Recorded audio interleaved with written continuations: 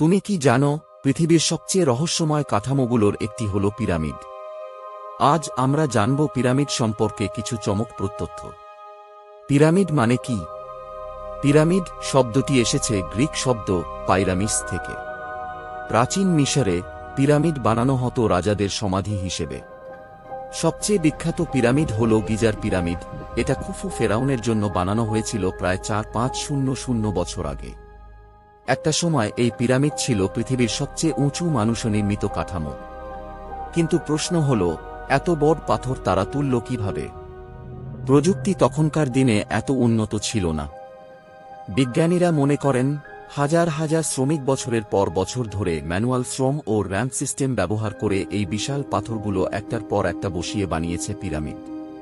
Pyramid শুধু বাইরে থেকে নয়, ভিতরেও অনেক জটিল। ভেতরে থাকে রাজাদের কফিন, গুপ্তধন এবং রহস্যময় কিছু চেম্বার। মিশর ছাড়াও পিরামিড পাওয়া যায় মেক্সিকো, সুদান, এমনকি চীনে। এটা দেখায় প্রাচীন সভ্যতাগুলোর মধ্যে কিছু অজানা সংযোগ ছিল কিনা তা নিয়ে গবেষণা চলছে।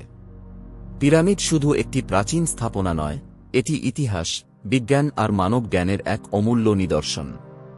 তুমি যদি এই ভিডিও ভালোবাসো, লাইক করো, কমেন্ট করো আর সাবস্ক্রাইব করতে ভুলে যেও না।